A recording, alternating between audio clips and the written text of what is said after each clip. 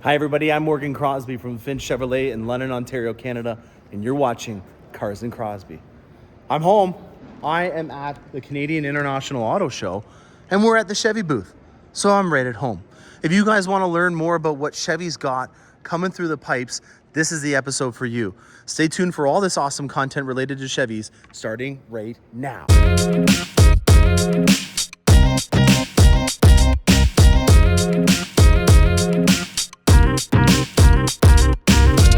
All right, Lyric, we've gone over that. We got to find this OPP Z06. That is the talk of the town. How did the Ontario Provincial Police land a Z06 before anybody? And I'm thinking mainly of Dubai, because that seems to be their go-to thing in this day and age to get. Oh, wow. Okay, so we got Cadillacs. We got VinFast, which I could not tell you a single thing about. I see Chevys over there. We're in. This is it. Okay. It's got to be around here. I'm looking for lights. Where's the red and blues? OPP, where are you? You got to be in here somewhere. Oh, I see a police. It's got to be over here. Okay, we're going to take a little detour through Lexus here with their shrink wrapped SUVs. And there's a cool color. That looks like it's meant for someone's nail polish instead of on a car, but that's my opinion. Uh-oh, I think I found it. There it is, guys. Your first look at the Provincial Police Z06. Holy moly, guys. This isn't just slapped together. This is the real deal. Okay, we've got actual lights that are on here. Well, let's do a regular walkthrough of an Ontario Provincial Police Z06. And I have no idea what this is, so we're gonna pick it apart live on camera here. Ladies and gentlemen, we have what looks to be a 3LZ Z06 with a non-aero package. So this looks like it's just a Z06. You can tell right away because it doesn't have the Cup 2 tires on it. And we got it in black, which is a pretty good color because it's obviously a police car. And this is pretty wild. The decals on it look legit. This is interesting. Okay, here's our first clue that this might be a long-term, may not be a long-term commitment. That is a GM badge that would be from corporate. So I have a feeling that this is just maybe a temporary thing. But we've got the real deal license plate on here too. 100 years. I think that they're trying to celebrate 100 years with a bang, and they're definitely doing that with having 670 horsepower. This thing is a wild child. We've got a adrenaline red two-tone interior in here. These are the GT2 seats.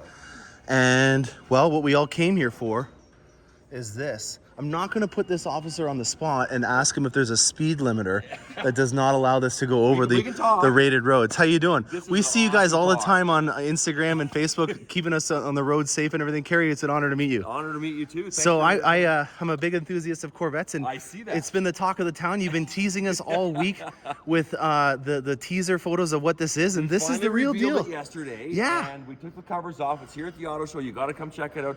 Thank you to General Motors and Chevrolet for allowing us to have this car here on display. It's only for the auto show. It's just a temporary fix, because I was wondering if you guys were trying to make a formal battle against the Dubai police force, who clearly is green with jealousy right now that they don't have one. Good. Well, do you know what? We are recruiting and we are hiring. So any Dubai officers want to come by, we have amazing Tahoe. Yeah, the Tahoe. I actually have a Tahoe SS, and I did a review on my channel comparing the Tahoe Interceptor with the Tahoe SS. Some things that I noted that I thought were interesting. You got 6 keys. You get 6 keys when you get a Tahoe Interceptor.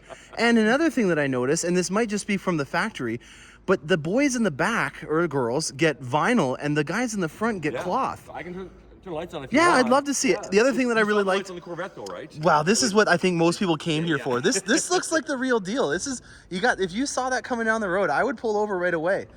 Now, the other thing that we know about the Tahoe SS or the Interceptor is you've got a really nice set of beefy brakes on here and a really cool set of tires as well. Tell me more about it. Inside, hey, it's my home office, right? So you got the workstation. It's not as fancy as your production model for home with the console. It's kind of been changed around with our radio. Yeah, you don't have as big of a radio on this. No. It's a little unfortunate. And the seats aren't as comfortable for our backseat passengers. I like the fact that you have these in case you're opening the door on the highway so that people can see it. This is where you don't want to be, obviously, guys. So what's this seatbelt thing right here? I've never seen that before. That just clips across when we're buckling someone on. We can clip them around. If we can't get there, we can also clip them just into the side here, just to keep them into this little space here. Interesting. And obviously with the...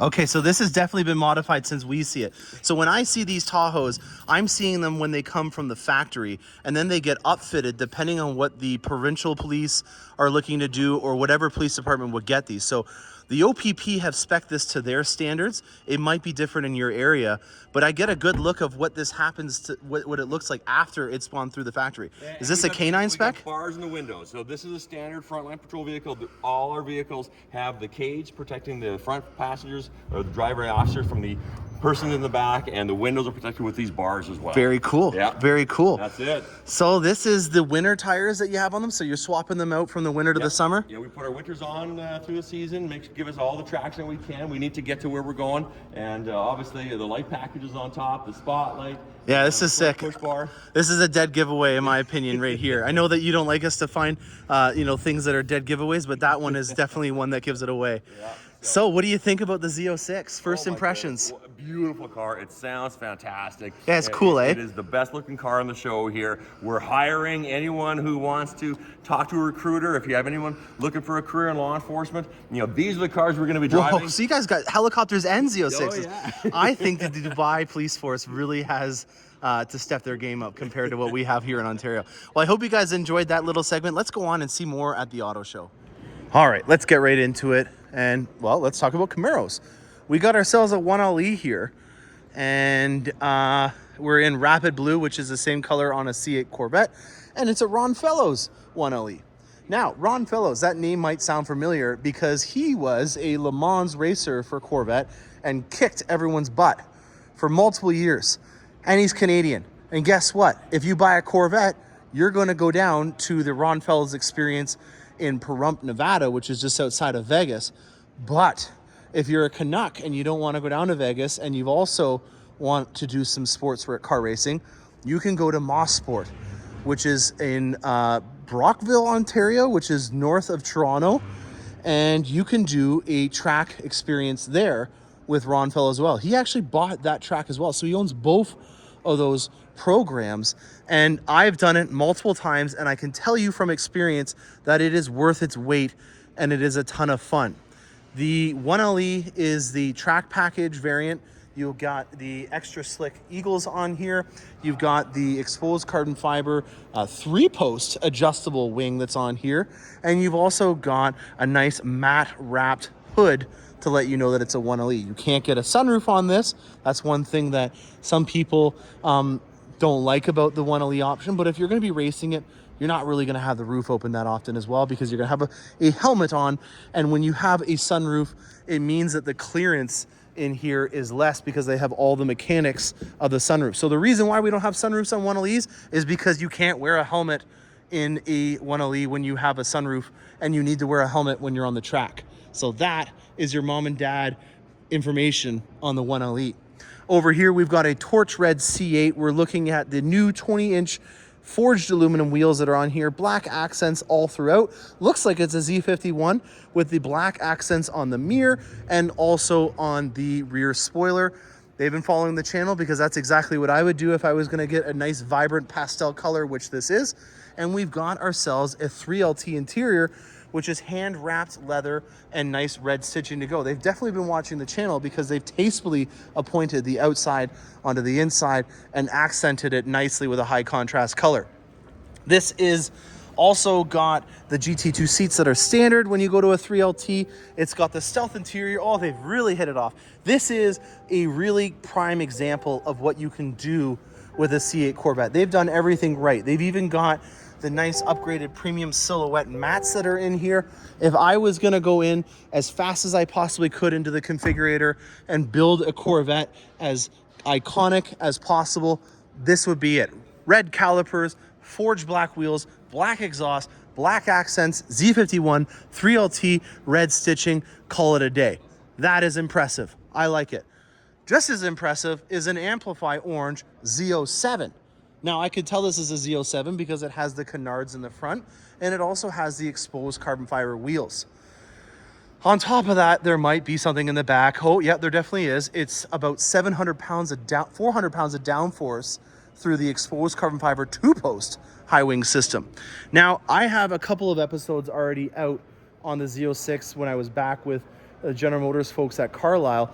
And one thing that I really want to talk about right now is the exposed carbon fiber option.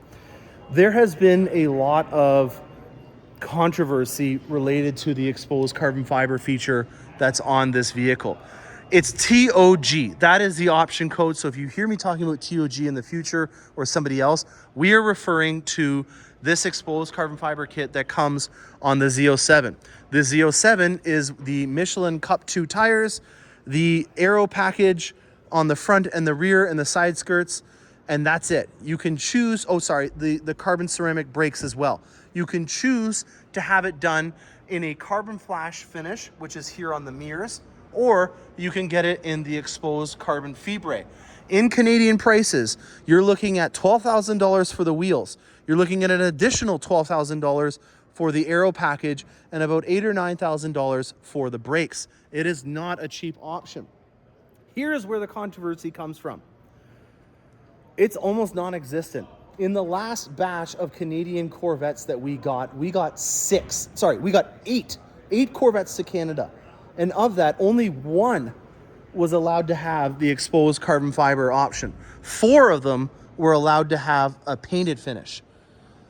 There's a lot of people out there that have listened or know enough insight to know that if you're going to use carbon fiber, you really need to make sure that you go all throughout with it. You can't just put carbon fiber on the bottom here and then leave the rest the regular spec.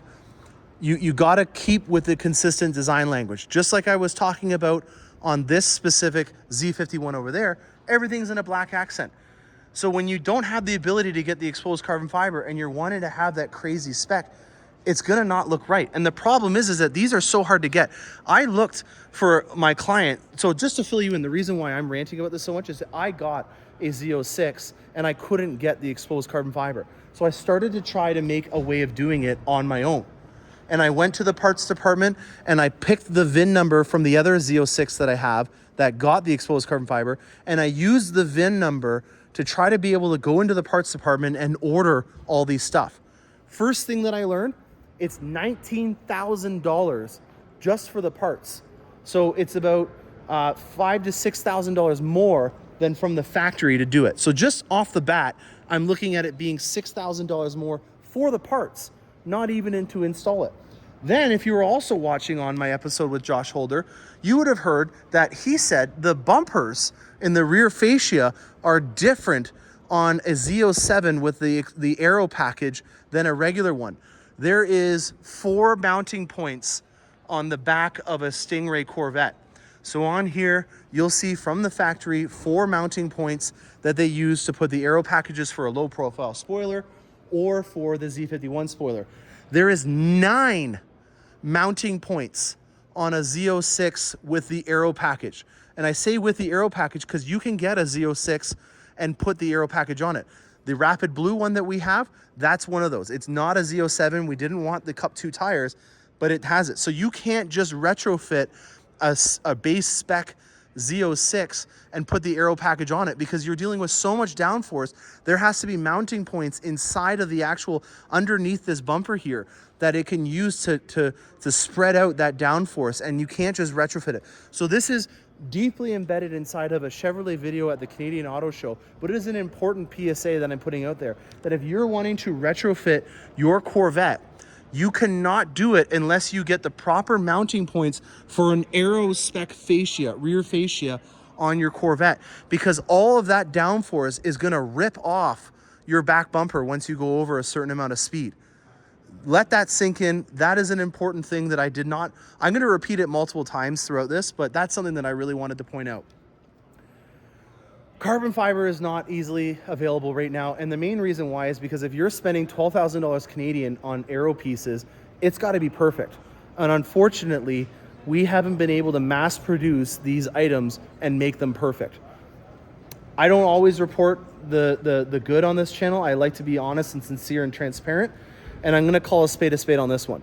General Motors has still not been able to mass produce all of these amazing, intricate, beautiful pieces of exposed carbon fiber.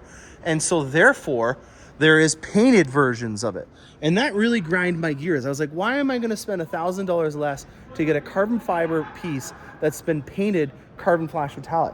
Well, the answer is that they've made them, and there might be a flaw in the finish of the clear coat, and so they can't sell it and charge full price for it. So they knock $1,000 off, and then they paint it in carbon flash metallic. So that has led my maniacal outside of the box brain to start thinking, if I did order a Z06 and I did get the aero package in carbon flash metallic, could I in theory strip the paint off and then put a clear coat on it? That is something that either I will do or one of my clients eventually in the future. It's only a matter of time before we have the ability to do it, and stay tuned for that component of it. So we got an Amplify Orange Z07. One of the best things about the Z07 that whoever built this Corvette did not do is put the orange calipers on an orange vehicle with the orange seatbelt. This is rookie move. I hate to be ripping on this person, but when you get the Z07 or the J67 brake package, which is the carbon fiber ceramic brakes, you have the option of either getting gray or orange. This was such a layup. They could have made this even better than it was, because this was a standard available option that you can't normally get on any Corvette. I cannot get orange calipers on a C8. I can only get orange calipers on a Z06 that has the ceramic brakes, which this does. You've got the orange seatbelts, you've got the Amplify orange paint, and you drop the ball in not putting the orange calipers on the Z07. Shame on General Motors. Shame on them. All right, let's move on. That was fun. All right, let's get to the meat and potatoes of why we're here. Or you may not know why we're here, but this is what we're here for. EVs for everyone. General Motors, if you haven't heard, is going all in on electric. And I really want to make sure that you guys understand, I am a car enthusiast.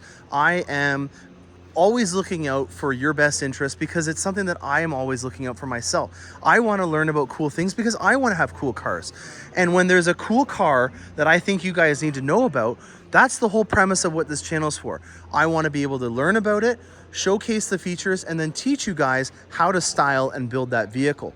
So why am I here? Well, it's the easiest way for me to be able to gain some insight on what's coming through the pipes and see it in a very nice manner. In terms of the colors, I can see the colors under these nice studio lights. And also, I have a really great lineup all in front of me without me having to wait for a piece of inventory to come on my lot. This is probably the flagship for the EV lineup, and I say that as a ship because it is almost the size of a ship. It's the Silverado EV. There is a GMC version that is over there at the GMC booth that I am particularly interested in. I just appreciate the styling of the GMC a little bit more than this Silverado, and that's not to say that I don't like this car, because as of the Super Bowl commercial that just came out, there's a Trail Boss version that in particular I thought was really cool. So when we're talking about EVs, one of the biggest things that the General Motors strategy is geared towards is a Ultium platform. And it's really the genius behind what General Motors is trying to do. Ultium is a battery system that you can then change to whatever spec you're looking at. So we have, to kind of dumb it down a bit, we've got pancakes and toast. And depending on the platform of what we're looking at, we can have this Ultium platform either be in the version of toast or pancakes and use it interchangeably. So for example, with this Equinox, we have the same types of battery units that are inside of this Silverado. It's just a matter of how many are in there and what kind of drive units we put in the vehicle. And some people are saying, well, that's what happened with General Motors in the past, is they used a ton of vehicles on the thing and they just put a different badge in it. That's true. General Motors does use the same platform and recycle these things, but when you look at the cost that's involved with R&D on these specific types of vehicles, it is monumental. There is so much money that they're putting into this system that the most efficient way to do this is to create one system that you then can interchange into all of them. And let's be honest, if you have a system that works, it makes sense to put all of your eggs into that basket and making it that all these vehicles work on it, and then just interchange it depending on the size and the utility that you're looking for. So the Equinox has always kind of been the bread and butter of our mid-size SUV lineup. They've really done a great job at making this thing still look sporty and fun. There is also the bigger brother to it called the Blazer. And on the Blazer, there is an SS model that has the same platform as the Lyriq all-wheel drive. This platform has an all-wheel drive platform, and it has over 500 horsepower. It is an absolute rocket ship. One of the advantages of having an EV vehicle is just like a light switch. When you turn it on, it's on. You have all that power available right away, and that's a really great thing that you have on all electric vehicles. Now, the other thing that we have is something called Regen on Demand, and it's an adaptive system that allows you to be able to regenerate some of that kinetic energy and increase your range. So with the vehicles that we have, a lot of these are going to be used in an urban environment, and we've already seen that on things like the Bolt, which is in either the EUV, which is right here, or the regular Bolt. Now, the Regen on Demand is done in a couple of different ways. The one way that we do it on this specific vehicle is through the load system, where if I'm pulling this trigger right here, this is your Regen on Demand, or I can put it into a gear with the load and make it so that it regenerates every time that I get off the brakes. This system allows you to roughly get about 10% of an increase in your range that you then can use at your disposal. So to think that you're using your brakes to regenerate energy instead of actually using your brakes is another big win, because it means that you're not going to have to use that the braking system nearly as much. And when you're talking about vehicles such as the Silverado EV and the Hummer EV, they are quite a bit heavier than our normal vehicles. And so when you're having that kinetic energy and that mass and that inertia able to be stopped through a regenerative braking system, it means that you can recover all that energy and put it back into the battery system for you to be able to use again. This is not something that I can go inside of, but if you were a fan of the Chevrolet Avalanche, you will particularly appreciate this cool design cue of the Silverado EV. It does have the same kind of concept that we had on our Avalanches, where the rear back of it, or the C-pillar wall, can come out so that you can put your obtuse items in there, and you'll see that it's also lined as well. So if there is some elements that are going to come outside onto the inside, you're going to protect your interior with the backing of that C-pillar wall. That is really great utility, and you can also see that in our multi-pro tailgate, which we've continued on from our trucks and now into the EVs. There's a lot of design cues that I really enjoy that we've carried over. For example, the integrated steps here that are nice and big for steel-toed boots. And this might be the largest fuel door or charging door port that I've ever seen on a vehicle. This thing is absolutely massive. Holy cow. There's a first, I bet you, that we didn't know about from a Chevrolet in terms of having the largest electric port on any vehicle. These are scheduled to be produced this year, so we will start to see these sooner than later. I know that there's a lot of people out there that are giving me shade in terms of telling them about all these vehicles and then them not being here. That's starting to change. I'm really excited to report that we are starting to finally get a lot of our EV vehicles built. I'm particularly excited about the Cadillac Lyriq that I have on order, but in terms of styling, I'm really a fan of the Blazer SS and the E-Ray in particular. I don't know if we can really call that an electric vehicle because it's not really attached to the powertrain and it doesn't actually have the ability to plug in, but in concept, it's a pretty cool thing. So I hope you guys enjoyed this segment over at the Chevrolet booth. We're gonna head over to the GMC booth in particular, where two amazing electric vehicles are being showcased. All right, GMC time, the Sierra EV. Now, I have already said openly that this is the replacement for the Cadillac V. I, in particularly, I like the styling of this more than the Silverado version. I want to be all in on this. I'm excited about this EV future. I don't think that General Motors is taking this lightly, and so I'm going to back them up on their bet and their I don't even know what the word would be, their strategy on going EV. I think that this is something that is worth it, and I'm not going to put my own money behind something that I don't believe in. So not to scratch GM's back openly in public, but I'm excited to see what they have to say. I will also point out that I am very open to pointing out things that we need to improve if there is something that needs to be done. And this, as it always has been, is the bread and butter of General Motors from the truck lineup. The Sierra and the Silverado are actually the best-selling truck in the world. If you take Ford, they say that they're the best-selling truck. It's because they only sell the F-150. But if you actually combine the Silverado and the Sierra sales, and let's be honest, they're the same vehicle underneath, they actually sell more trucks than anybody else. So this is the new Sierra EV.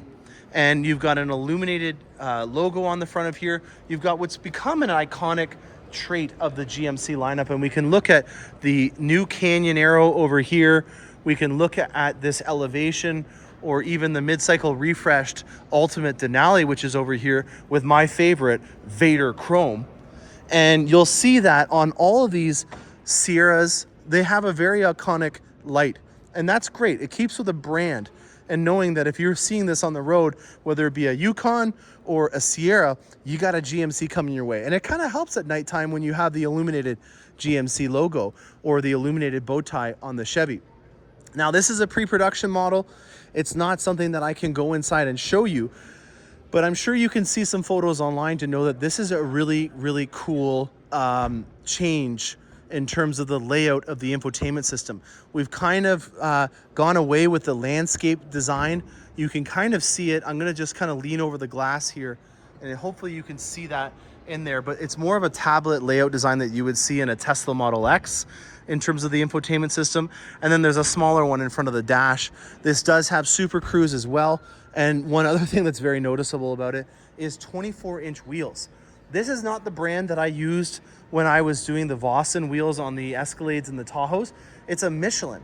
I am very excited about that because I can now use a Michelin tire instead of the Toyo Proxys. Not to say that there was anything wrong with the Toyo Proxys, but there is a significant amount of sidewall on this 24-inch wheel that we don't have on the Toyo Proxys. This is a 275/50/24.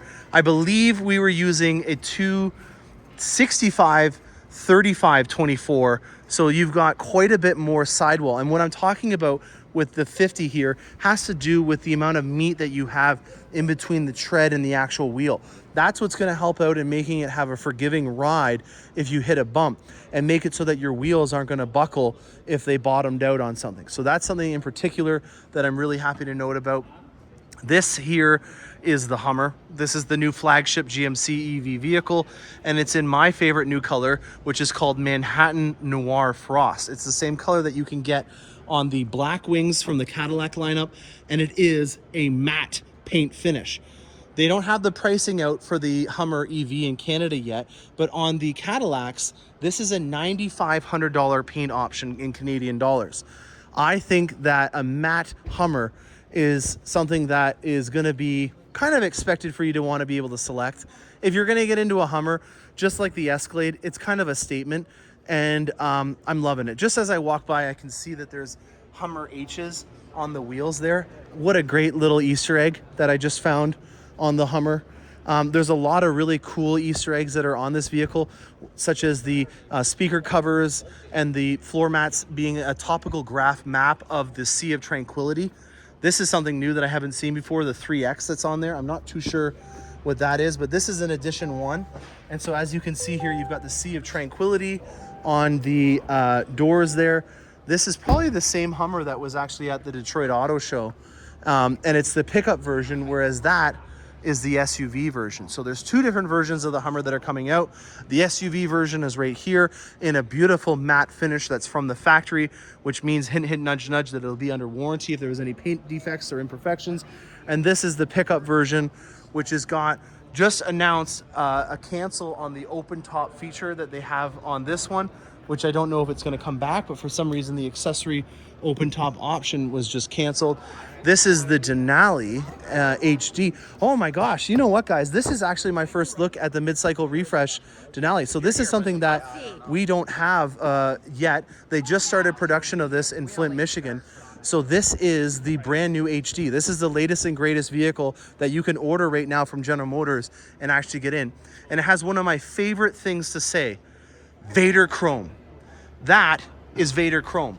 And you could only get it on the Ultimate Denali Edition, which this is in front of me. Wow, this is pretty cool. I'm not kidding you when I say this. I'm seeing this live on the camera for the first time, and I'm quite impressed. This is a refresh. So just like we had the mid-cycle refresh on the regular 1500 series, it's locked. I can't get in it, but you know what? Actually, what I'll do is I'll go over to the 1500 series Ultimate Denali after this, because I'm sure that there's a lot of similar interior design cues that are on that than this one. So just from what I know already, you know, in terms of the nameplate, it's moved into the center here for the Denali as it was over here on the back one, and then the Sierra word will be in the back here. The bed of the vehicle has not changed. There's not really any major shifts on the frame of the body that I need to note about it. But in terms of the trim and the fit and finish on this, there is a lot of differences that I want to note that I unfortunately can't do because it's not open. But this 2500 logo down here has changed. And the running boards are a little bit different than before as well. So we'll quickly go over, actually, we'll just use this Yukon Denali over here because it looks like it's an Ultimate as well. Oh, no. Oh, yes, it is an Ultimate.